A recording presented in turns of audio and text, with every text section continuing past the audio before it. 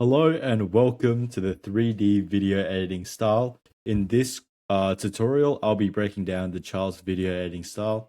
If you don't know who I am, I'm Charles. I'm the admin here at Ultimate Editors, and the video I'm about to show you is the video which won me $500 from Joseph's video editing competition. So by the end of this tutorial, you'll know what went through my mind when creating this video, all the stylistic choices I made, the concepts that I used in my video editing. And by the end of this whole entire masterclass, you'll not only be able to replicate the other 3D styles shown by Harry, you'll also be able to replicate my 3D style and hopefully create something great so that you can win an editing competition of your own, but most importantly, land clients and build your personal brand. So let's get into it. How this lesson is going to work, I'm first going to play the video through, then I'm going to break the whole entire thing down. Let's just play it through. The reason why you constantly face creative block is not because you were born less creative than others. It's because you just don't observe enough. In my eyes, creativity is anything the brain can think of. So the reason why you keep facing creative block is because you don't pay enough attention to the things around you which can actually inspire you. And inspiration doesn't have to come from creators within your niche. Recently, I was watching a documentary for fun, and in the first 10 minutes, I was already able to write down 3 content ideas for my personal brand, including this one. And no, I wasn't born with the creativity of an artist either. Creativity is learnable, just like any other skill. All you have to do is pay more attention. Yeah, I'm sure you're thinking, how the hell did he do that? Well, truth be told, once you understand the concepts, it's actually not that hard, and you'll definitely be able to replicate it after all this training you receive in this masterclass. So this will hopefully help you. Speed run your 3D editing learning experience and just really streamline the process so you can learn as much as possible, as fast as possible. So now let's break this whole thing down. I know it's overwhelming when you just take it at face value and watch it as a viewer, but when you watch it from an editing perspective, it's actually not that difficult to replicate. Well, that's a lie. It is slightly difficult, but the concept itself is not that difficult. Okay, let's play it back. And I'll also explain how to break down videos, like not just my style, but any other style. This is how I would approach breaking down a video. Firstly, on YouTube, you can go to settings and change the playback speed. I think 0.5 is the perfect playback speed. And if you see an Instagram video, all you have to do is download that video, post it onto YouTube unlisted, and then that way you can break it down slowly without just having to rewatch it over and over again and feeling overwhelmed. So let's break it down at half speed. The first thing is just myself, talking head with some captions. This is my primary text, my captions text. It's the Proxima Nova font. Once we get to the text and font section, I'll link it down below. But yeah, just pay attention to my text and my animations for this first bit. The reason why you constantly face... Okay, I'll just pause it there. So you can see that my text is fading in. And the reason why I don't use a pop-up, I think it's just too overboard, too extra. I think a fade in is simple, it's clean, it's effective. That's why I go for it. That's my main stylistic choice when it comes to text. All right, let's pay attention to this next transition into the next scene. It's creative. Okay. So this isn't just one transition. It's actually something I like to call a 2-layer transition. The reason why it's 2-layered, let's just have a look. First of all, you can see it's fading in. That's the first layer.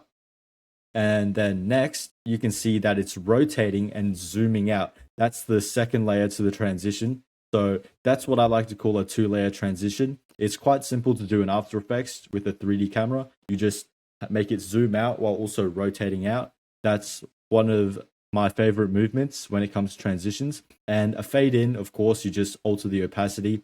If you don't know how to do it at the moment, don't worry. We'll go into everything further down the line of this course. Now, let's pay attention to this scene. Creative. Okay, I'll pause it here so we can just break down this scene. It might seem overwhelming, but it's just a few assets, a few aspects which tie together really well and complement each other really well. I'm just going to use a pen to outline. Okay, never mind, I won't. All right, I'll just speak on it. So firstly, you can see that I'm using AI images. This is my favorite form of asset. The reason why I use AI images and not assets that you might find online, like those Iman characters, I think this just makes it look really original. I have much more flexibility. I can just pick anything I want. I can use whatever I can think of, whatever I want to use, I can just prompt it and AI will provide it for me. So it just allows me to have so much more customizability. Okay, so what can you see? You can see a character and you can see a background, but the background appears to be separated from the character. That's really easy to do. We'll explain everything later on. And you can also see another few things. You can see text, that's my caption font. You can also see a second font here. This font is more of a serif font. It looks just more luxurious, more fancy. That's another font style. So keep in mind, this is the two fonts I've used so far. Just consider typography as we go through this entire video. And you can also see this overlay thing. You can see these lines which are overlaying the background and the text. It's just a VHS TV line overlay. It's basically a texture / overlay, I would say. It's super easy to apply and it just makes your video look so much more clean. And as I play through the rest of the scene, I also want you to keep in mind how I'm compositing. So look out for the handheld camera shake while this scene progresses. It's not because you're... Yeah, you could see just then I zoomed in and you can also see that it's shaking very subtly. So it's not just staying still, because when a scene is completely still, I think it's boring. So I just add a slight camera shake and it just makes it so much more clean. Let's watch this next transition. Yeah, basically this transition here, it's just a film burn overlay. So that's just one of my favorite transitions, film burns. They're very clean, very simple, very cinematic, and it just cuts off like the scenes, so it allows for a smooth transition between scenes. So it's not just one scene, next scene. There's a transition overlaying it, so people can't really tell that you're transitioning between scenes. Well, they can see the transition, but it's more smooth. Let's look at this scene here. You can still see the TV lines overlay. I like to use that for pretty much every scene. And you can also see some sparks in the background. You can see some noise. And here's another text stylization thing that I do. I add deep glow to my text and it just makes it look so much better. One less creative. Okay, I'm going to pause it real quick just to point out that this is the third font I've used so far. So typography is really, really important. So that's why I use 3 fonts and they're all different from each other. So they can just really tie the video together and complement each other. So that's my caption font. That's font number 3, which is called Alex Brush.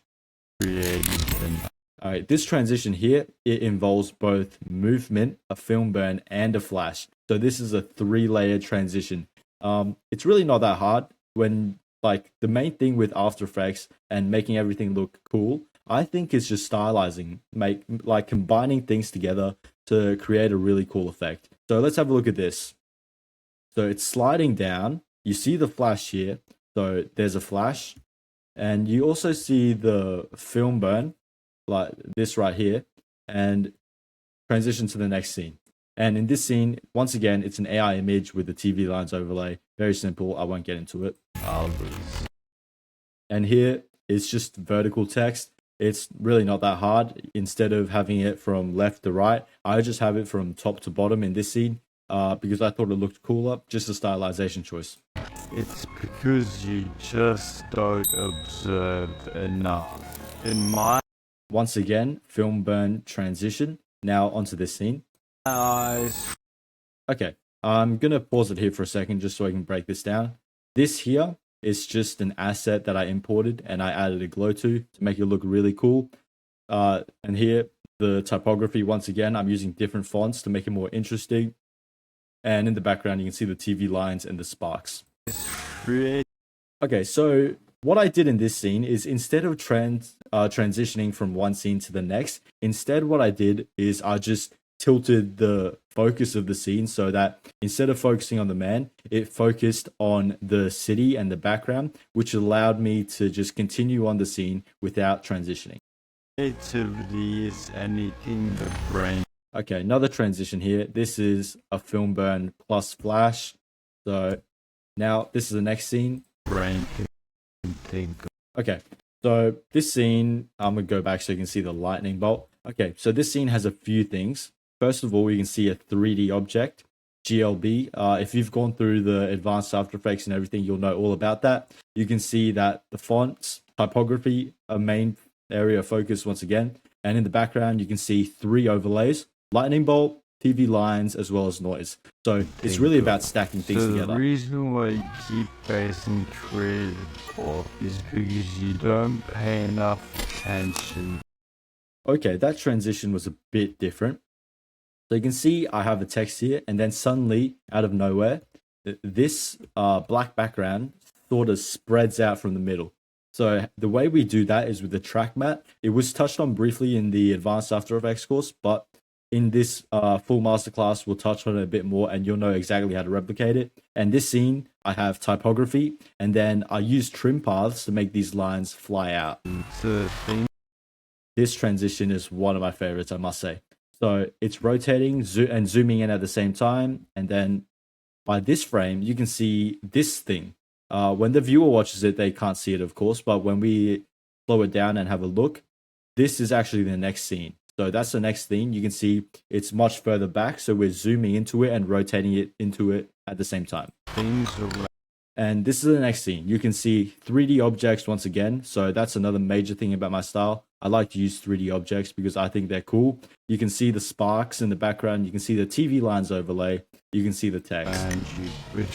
And for this text, instead of using a fill, I use a stroke outline.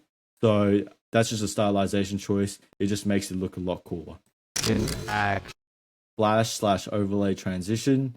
Onto the next scene, AI image. You can see the TV lines overlay once again. I really love that overlay. And text. This text animation is just randomized, which I think looks pretty cool and is really simple to do. Actually inspired. And Film burn transition. Inspiration doesn't have to come from creators within your niche. And that, once again, I think that one was a flash transition actually. And this scene, who would have guessed? AI image, TV lines overlay, and check out the typography for this scene. Recently, I was watching a documentary for fun, and in the first you can really see the focus on typography here. You can see the 2 fonts, and you can also see throughout the scene that the camera is shaking. Sorry. You can see throughout the scene that the camera is shaking, like the handheld shaking. You can really see it here. And just another film burn transition into this next scene. Sorry. This scene is pretty simple. It's just text, and you're zooming out, and then there's more text. And in the background, you can see the TV lines overlay. You can see the noise. And overall, it just creates a really cool effect. Already able to write down 3 content ideas for my personal brand, including this one. And no, I wasn't born with the creativity. Yep, typography here. You can see like it's sort of zigzagging down, sort of inspired by Maximize. That was kind of weird to say, but yeah, you can just see here typography is something you should really think about because it just makes your video pop and stand out a lot more. Okay, here you can see again another 2-layer transition. There was a film burn, and then it's also rotating and zooming out onto this next scene. Okay, this scene, AI image, background with the TV lines overlay, text. You can really see at this point that there is a common theme between throughout all of my animations. The only reason why you might think every single one looks different is truly just because I use this AI image. It just really creates variety to the video and makes it look really unique throughout. And the rest is just me talking to the camera. Yeah, I'll just play this end bit. For attention. Here is just another animation with the text where it looks like it's being written out. And yeah, that's really easy to do as well. We'll show you everything later on in this masterclass, but that's really all there is to my editing style. So now I'm just going to sum up the main features of my editing style. All right. So firstly, AI images. That's a major part of my editing style. Next, we have the TV line overlays as well as any other overlays and textures. I really like stylizing my video, compositing with these textures and overlays. Next, we got to consider the transitions. I usually stack transitions, which creates a really cool effect. We got to think about the camera movement as well. It's always really smooth.